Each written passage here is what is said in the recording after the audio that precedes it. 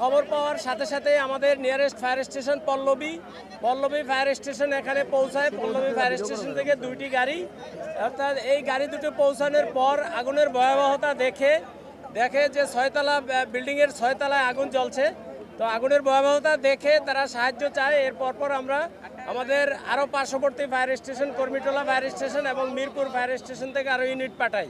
মোট 60টি ইউনিট আমাদের এখানে কাজ করে এবং আমরা 12টা 5 মিনিটের সময় আগুন সম্পূর্ণ নিয়ন্ত্রণে দেই আমাদের।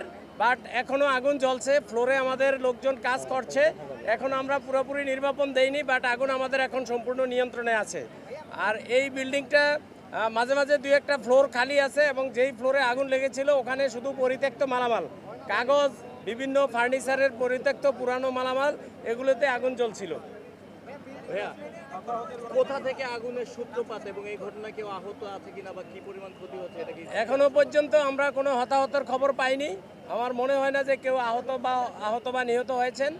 আর এটার আগুন কোথায় কি কারণে লেগেছিল, কত ক্ষতি হয়েছিল, এটা আমরা আসলে একটা তদন্ত হবে, তদন্তের পর আমরা বলতে পারবো। কিন্তু যেহেতু বিল্ডিংটি ফাঁকা ছিল এবং আজকে শুক্রবার ছুটির দিন, ওই ছয়তলায় আপনি বলছেন পরিত্যক্ত অবস্থায় সব ছিল, তাহলে আগুন কিভাবে লাগলো, কোথা থেকে লাগলো? আগুন কিভাবে লাগলো সেটাই তো আমরা বলছি। আমরা একটা তদন্ত করব। এখন আমরা কাজ করছি আগুন সম্পূর্ণ নির্বাপন করব। এখন আমাদের প্রথম টার্গেট, এরপর আমরা কারণ খুঁজে বের করতে চেষ্টা করব।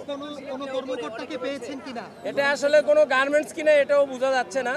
পরিত্যক্ত মালামাল, কাগজপত্র এই সমস্ত, বাট এই ভবনের বা ভবন কর্তৃপক্ষের কাউকে আমরা এখনো পাইনি। পরিত্যক্ত মালামালগুলো কি ধরনের?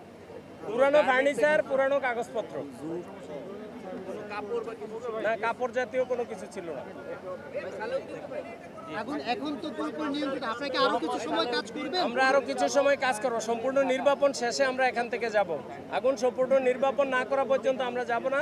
বাট এখন আগুন সম্পূর্ণ নিয়ন্ত্রণে, আগুন বাড়ার আর কোনো সম্ভাবনা নেই।